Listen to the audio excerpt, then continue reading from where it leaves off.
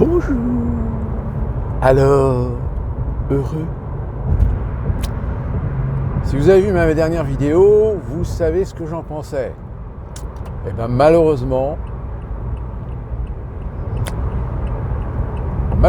vous avez récolté peut-être ce qui constitue encore la preuve que Macron veut foutre le pays à genoux, c'est-à-dire nommer Premier ministre François Bayrou.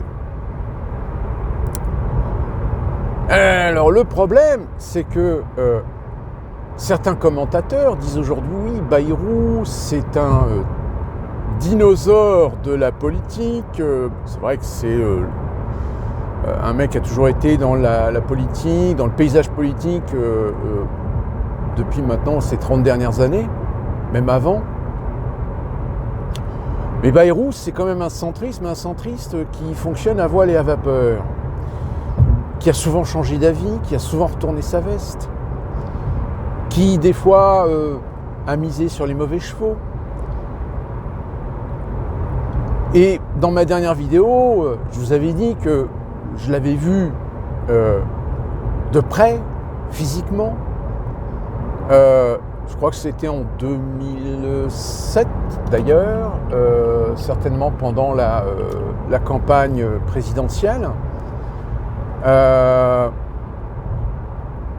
Et j'avais en face de moi, alors moi je suis quelqu'un qui fonctionne énormément à l'instinct et en général mon instinct ne m'a jamais trompé.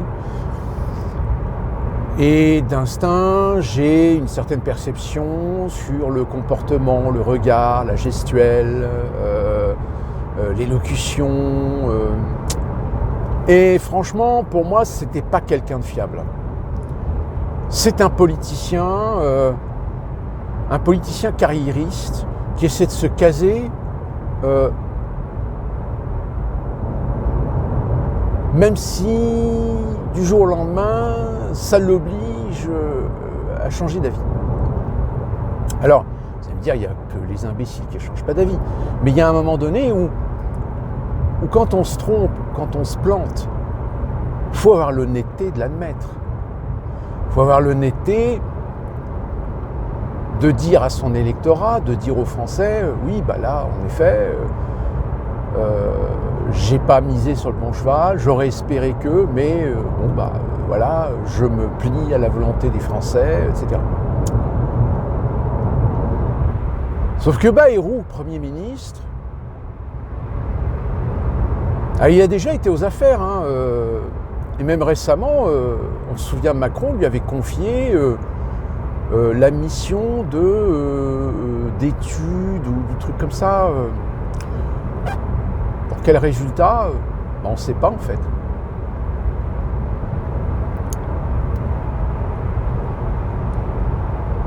Alors si Macron pense à un Premier ministre qui ne fera pas de vagues, qui ne fera rien, qui sera dans l'immobilisme, oui, Bayrou c'est le bon candidat.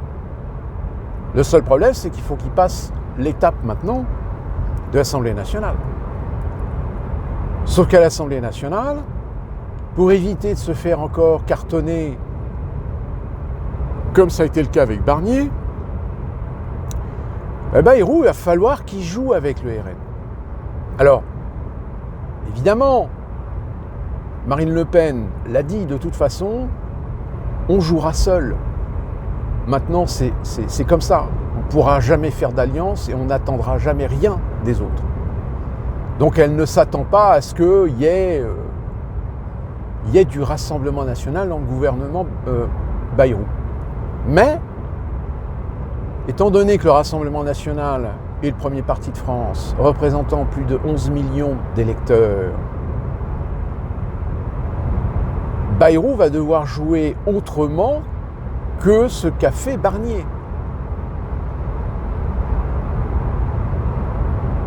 Sinon, rebolote. Il suffit que la NFP fasse une motion de censure, le Rassemblement national votera la motion de censure. Alors l'engagement, oui, on s'engage à être à l'écoute de tous les partis. Bah ouais, mais le problème, c'est que là, Macron ne l'a pas été. Déjà à l'écoute de tous les partis. Alors, La LFI a été invitée, la LFI n'est pas allée à la rencontre de Macron. Mais Macron n'a pas invité le Rassemblement national. Donc déjà,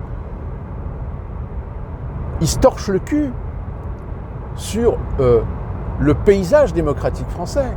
C'est-à-dire qu'il se torche le cul sur le fait qu'une majorité de Français a voté Rassemblement national. Donc c'est bien un entre-soi. L'avis du peuple, ces gens-là, ils en ont rien à branler. Ils en ont rien à foutre. Eux, ce qu'ils veulent, c'est installer leur petit système, un petit système où on convaincra, où on fera tout pour obliger, pour soumettre le peuple à toujours voter bien et pas mal.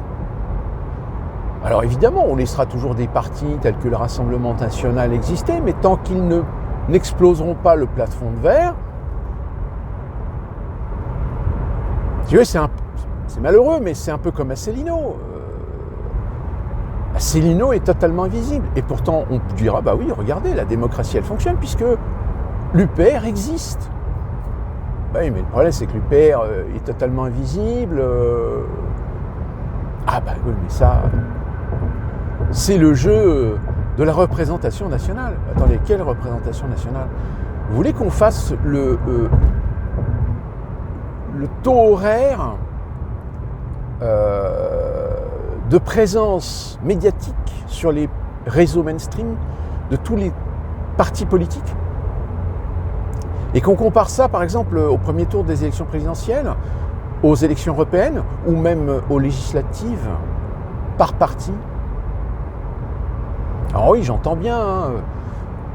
Pendant un temps, les communistes, les socialistes, les écolos et les filles se planquaient derrière le nouveau Front populaire, parce que c'était le seul moyen qu'ils avaient d'avoir une existence. Mais sinon, en parti seul, qu'est-ce qu'ils représentent? Bah, plus grand-chose.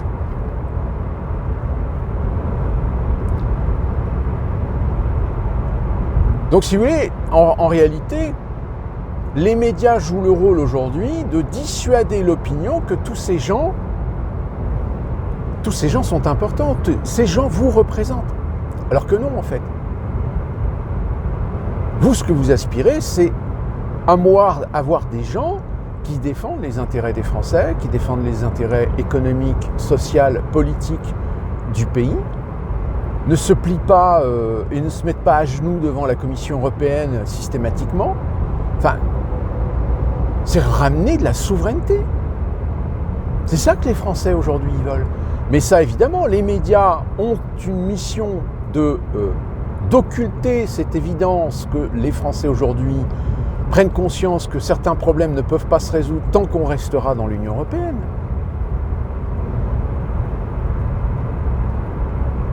Donc finalement, ah oui, comme je vous l'avais dit, hein, si vous voulez sauver le pays, il n'y a pas d'autres 36 000 solutions aujourd'hui. Aujourd'hui, vous avez une sphère politique qui est en collusion, qui est soumise à l'Union européenne et qui, de toute façon, vous vendra, que vous le veuillez ou non. Même si des processus démocratiques mettront des partis comme le RN en tête, ils réfuteront, ils refuseront. Ils feront des salam-alek, ils feront des pieds et des mains pour faire en sorte de garder le pouvoir et de ne pas laisser les partis représentatifs élus majoritairement avoir une représentation nationale digne de ce nom. C'est-à-dire que demain, si le Rassemblement national fait 51% dans une élection, mais ce sera toujours les mêmes. Ce sera toujours la Macronie, les Républicains, les LFI, qui se prétendront garder le pouvoir. Les socialistes, les communistes, les écologistes, etc. Vous pouvez même mettre le Rassemblement national à 80%, le Rassemblement national se verra barrer la route à toute fonction, à toute représentation officielle. On est dans une plutocratie. Voilà. C'est-à-dire des gens qui veulent garder le pouvoir, une élite adoubée par l'Europe, adoubée par les mondialistes, les globalistes. Et puis voilà. Sauf que quand ces gens-là n'ont plus la représentation ni la crédibilité, qu'est-ce qu'il leur reste? Il leur reste de modifier les règles du jeu pour garder le pouvoir, au mépris et au détriment de ce que peut décider démocratiquement le peuple. François Bayrou est à l'image de cette volonté. C'est un arriviste, un pleutre, un mec qui va faire des belles paroles, des belles promesses, mais qui en réalité baisera tout le monde. Comme je vous dis, de toute façon, là, Bayrou, c'est la continuité de la destruction de l'État-nation orchestrée depuis 2017 par Emmanuel Macron. Parce que c'est sa mission. Donc même si Bayrou saute, il mettra un autre Premier ministre et il restera jusqu'en 2027. Le mec ne partira pas. Sauf si on lui en donne l'ordre. Sauf si les européistes ont trop peur, dans un certain nombre de pays, de voir du populisme monter toujours plus haut et que la présence de Macron à la tête de la France risque de motiver encore plus les Français à voter Rassemblement national. C'est la seule condition.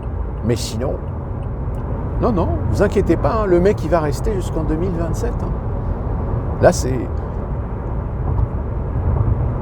Quitte même si la bordélisation qu'il est en train de mettre dans le pays aggrave toute la condition sociale et provoque émeutes, guérilla, etc. Article 16.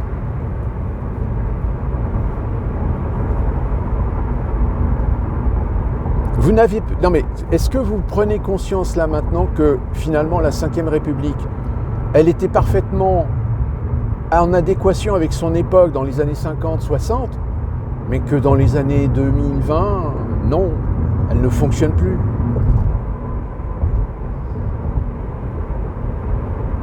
Donc si vous voulez,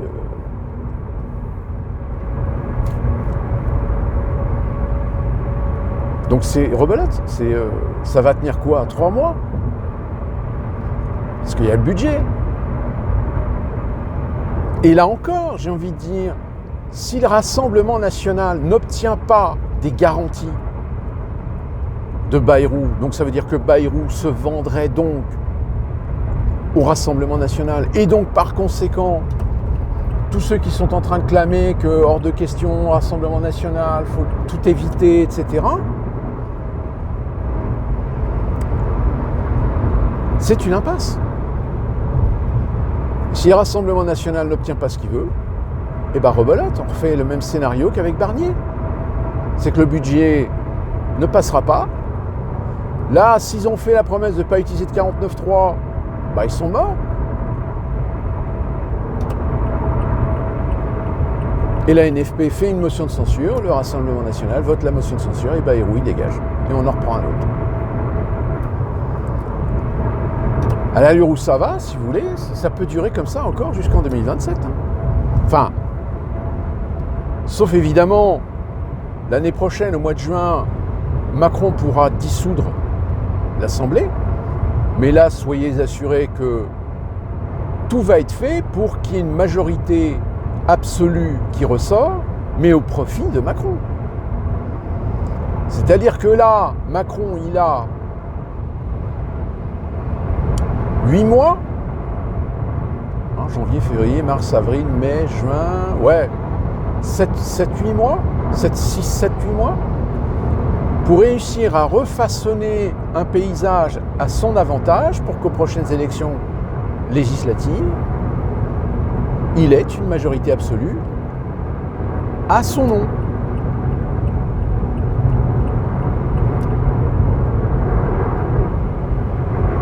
Et que le risque, de par toute cette bordélisation, en revanche, c'est que le Rassemblement national, lui, soit renforcé. Donc ça veut dire que Macron a tout intérêt à rallier socialistes, communistes, écolos, républicains, Macronie, centristes, faire en sorte de flinguer LFI pour dégager une majorité absolue. C'est-à-dire que même si en vote, en élection pure, LFI et RN restent les deux partis qui prennent le plus de voix en matière d'électorat, eh bien vous aurez une Assemblée nationale qui sera finalement une Assemblée nationale avec une majorité corporatiste, mais qui ne sera pas du tout représentatif de la majorité de l'opinion des Français. C'est le but. Le but final, c'est de vous retirer votre souveraineté. Point. C'est foutre le bordel dans le pays à un tel point que de permettre et de justifier d'utiliser des outils qui permettraient de prendre les pleins pouvoirs, de bordéliser le pays, de le foutre à terre économiquement pour le mettre sous tutelle à la grecque. Et puis voilà, c'est game over. Sauf si d'ici là, l'Allemagne continue à se flinguer elle aussi, et que finalement l'Union européenne finit par sauter. Soit les Américains font sauter l'euro, soit c'est un sabordage volontaire.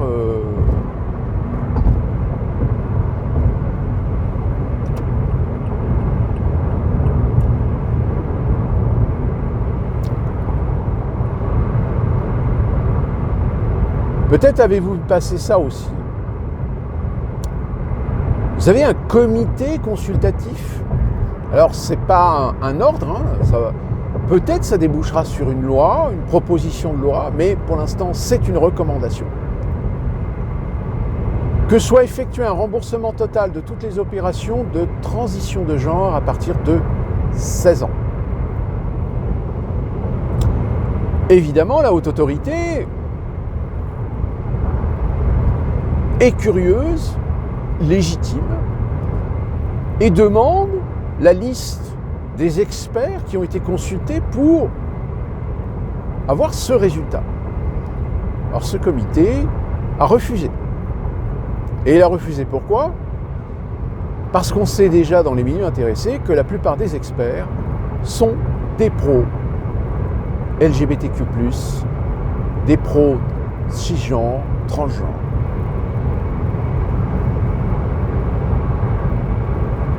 Alors, évidemment, il y a de fortes chances que s'il y a une proposition de loi qui naît de ce rapport, elle soit rejetée.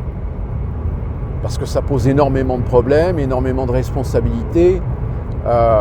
Mais quand même, c'est bien la démonstration que les institutions sont vérolées par des expertises qui ne sont pas neutres, mais qui sont des expertises militantes.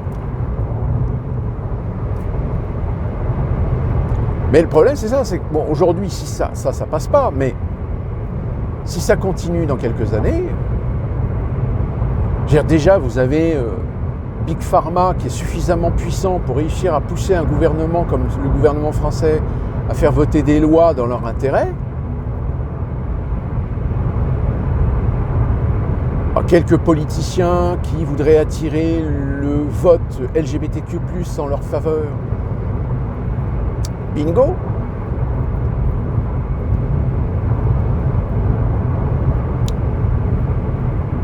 Et je vais terminer avec... je vais revenir sur ce qui s'est passé aux États-Unis avec, vous savez, ce meurtre, cet assassinat.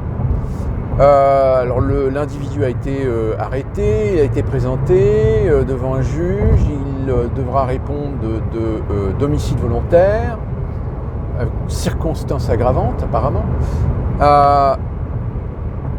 Mais aujourd'hui, on ne sait pas, on ne connaît pas la motivation. Alors d'autant plus que l'histoire commence à faire un petit peu le buzz, parce que certains médias ont pu récolter des opinions concernant ce sujet et qui reflètent une certaine colère de la part des Américains envers les systèmes de santé privés. Alors, je vous avais déjà expliqué dans une précédente vidéo que le problème, c'est que vous avez des organismes publics, mais qui évidemment avec des prestations, des budgets ridicules, etc., et les systèmes de santé privés. Et ces systèmes de santé privés fonctionnent de la façon suivante, c'est-à-dire que vous êtes un particulier, vous prenez un contrat, les contrats sont définis suivant des options. Alors ça fonctionne un petit peu, si vous voulez, comme vos mutuelles complémentaires. C'est-à-dire que suivant, si vous voulez une meilleure couverture, vous pouvez payer plus cher tous les mois en ayant une franchise plus élevée ou un pourcentage de remboursement plus élevé, etc. C'est à peu près le même principe que vous avez aux États-Unis. Plus vous payez cher, plus vous avez la garantie d'avoir des couvertures de santé dans tous les domaines. Or, malheureusement, beaucoup d'Américains n'ont pas les moyens de se payer les forfaits les plus avantageux. En règle générale, on estime que 80% des Américains, aujourd'hui, n'achètent que les contrats de base.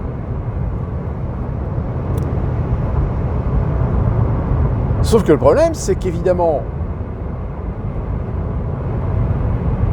vous êtes obligé de passer par des hôpitaux, des médecins, des docteurs, des spécialistes, des cabinets, des laboratoires, agréés par votre assurance santé.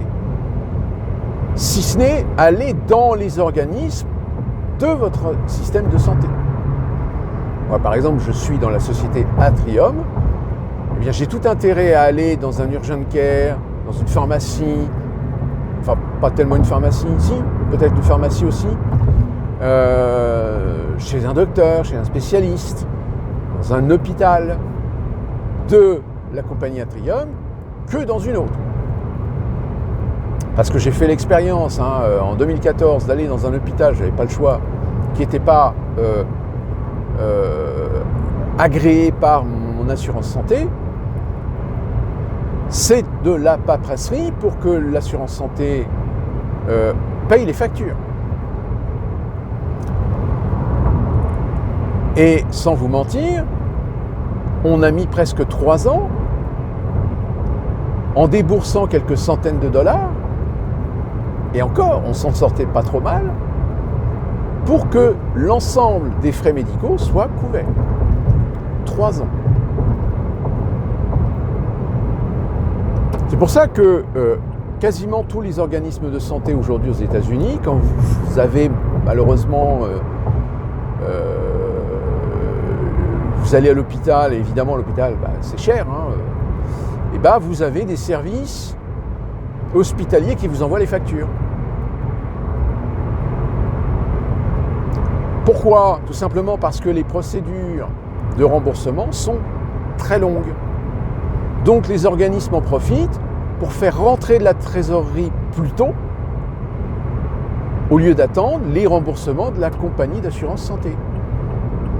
Donc du coup, si vous ne faites pas attention, si vous laissez traîner, si vous faites en sorte de ne pas laisser traîner, etc., vous allez sortir des milliers et des milliers de dollars qu'en réalité, vous n'étiez pas forcé de sortir parce que votre assurance santé, en réalité, vous couvre sur ces dépenses.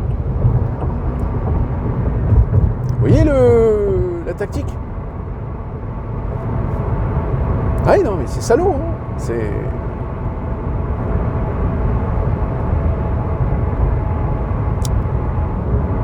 Et donc, l'humeur qui ressort aujourd'hui vis-à-vis de cet événement est très mitigée. C'est-à-dire qu'on est étonné d'avoir des Américains qui se disent ouais, on le comprend peut-être. C'est-à-dire qu'on le comprend peut-être parce qu'on ne sait pas véritablement les raisons, mais au moins, cet acte envoie un message finalement à tous les PDG de toutes ces compagnies qui cherchent le profit sur la misère et le malheur des gens. Puisque malheureusement, comme vous avez maintenant aussi en France, hein. Vous avez des petites tactiques qui consistent à soigner des gens, mais pas les guérir. Vous les soignez, c'est-à-dire que vous leur donnez des traitements qui stabilisent, mais qui ne soignent pas. Comme ça, vous êtes sûr que la personne, tous les 3 mois, hop, rendez-vous chez le médecin, 250 $, boum, labo, 500 $, boum. Médicaments, bon, le médicament, vaut mieux qu'il soit remboursé, pris en charge, parce que sinon, il y a beaucoup d'Américains qui, quand la franchise ne fonctionne plus sur le remboursement de certains médicaments, les médicaments, ils ne les prennent pas, parce qu'ils n'ont pas les moyens de les acheter. Surtout, par exemple, c'est pour ça que le sujet des diabétiques, par exemple, aux États-Unis, est un sujet politique, mais qui, malheureusement, pour l'instant, n'arrive pas à trouver d'issue. Que ce soit chez les républicains comme les démocrates, à chaque fois on vous dit oui, on a l'intention de faire passer une loi sur la gratuité d'accès aux insulines, etc. Mais évidemment que Big Pharma dit non, ouais, d'accord, oui, mais c'est l'État qui paye. Mais le problème de la négociation, c'est que le Big Pharma, il ne veut pas faire de prix, et puis l'État fédéral, il ne veut pas payer le prix fort. Je rappelle, pour votre information, pour les insulines, une boîte de 5 pens, donc 5 pens, ça vous fait, ça dépend des fréquences à laquelle vous devez vous piquer, mais ou alors après vous avez aussi des, comment on appelle ça, c'est de l'insuline, ouais, c'est des pens d'insuline, mais moi par exemple, mes pens, je suis censé utiliser tous les jours. Un pen, il peut me tenir 2 semaines. La boîte, c'est 5 pens. Donc ça fait 10 semaines. La boîte, c'est 850 $. Donc vous imaginez bien que si je n'ai pas une assurance santé pour couvrir le coût de l'achat de la boîte, 850 $. Donc vous imaginez les gens qui n'ont pas d'assurance santé ou qui ont des assurances santé qui couvrent très peu, qui sont diabétiques, des vrais diabétiques, type 1. Comment ils font ? Ils essaient de passer par des réseaux de charité, par des organismes qui vont les aider financièrement à payer leurs médications, etc. Mais finalement, c'est un business.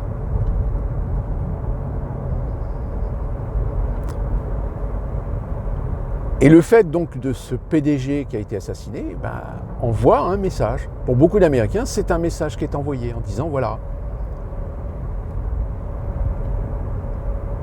Aux États-Unis, on a les moyens de soigner les gens avec qualité, avec efficacité. Le seul problème, c'est que derrière, il y a un business et que ce business est hors de prix. Et c'est pour ça que j'insiste toujours, et je l'avais dit dans une vidéo de ma playlist USA, si un jour vous venez aux États-Unis en touriste, prenez absolument une assurance rapatriement. Parce que si vous arrive quoi que ce soit, si vous pouvez stabiliser et éviter l'opération, éviter la table de chirurgie aux États-Unis, faites-le. Faites-le parce que si jamais vous vous faites opérer aux États-Unis, mais c'est fini, vous êtes mort. Vous allez voir, c'est des factures qui vont monter à des centaines de milliers d'euros. Je dis bien des centaines de milliers d'euros. Aujourd'hui, vous avez certains Français qui ne peuvent plus revenir aux États-Unis, qui ont réussi à partir des États-Unis. Je dis bien réussir à partir. Mais ils ne peuvent plus revenir. Pourquoi ? Parce qu'ils ont une dette. Et que si jamais ils reviennent aux États-Unis, ils sont arrêtés systématiquement à la douane, ils sont envoyés en tôle, ils passent devant un juge, le juge les condamne parce qu'ils ont quitté les États-Unis en ne s'acquittant pas de leurs dettes, ou n'engageant pas des procédures pour pouvoir payer leurs dettes. Et voilà, et c'est fini. Alors, quand c'est quelques dizaines de milliers d'euros, il y a toujours à un moment donné des procédures qui existent avec la sécurité sociale française, qui peut en effet financer votre dette de santé aux États-Unis.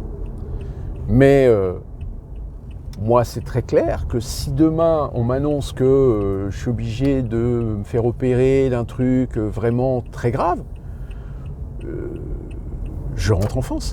Et je me fais opérer en France. Je ne me fais pas opérer aux États-Unis parce que là, t'es ruiné. T'es endetté sur plusieurs générations.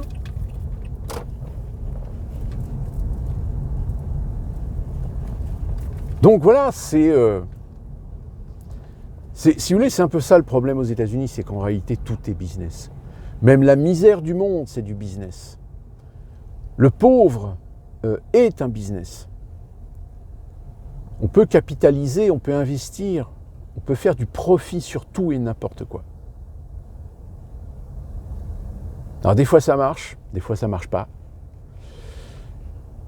Et bien malheureusement, vous comprendrez pourquoi aux États-Unis vous avez une population qui en réalité est malade, même si en réalité elle n'est pas malade.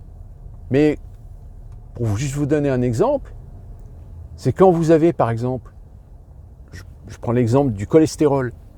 Si à un moment donné, les big pharma se rendent compte qu'ils ne tirent plus suffisamment de profit sur les médications concernant le cholestérol, qu'est-ce qu'ils font? Ils font faire des recherches, ils font faire des études, de telle manière à ce que du jour au lendemain, le niveau de cholestérol baisse. Et du coup, une population qui n'était pas estimée avoir du cholestérol, tout d'un coup, paf, elle en a, parce qu'on a baissé le taux de cholestérol. Voilà comment ça fonctionne. Eh ouais, on n'est pas aidés les amis. D'ici là qu'on se retrouve pour une prochaine vidéo, on suit l'actualité, on voit ce qui se passe, on reparlera certainement avec la nomination du nouveau gouvernement. D'ici là, portez-vous bien, faites attention, soyez prudents et à très bientôt.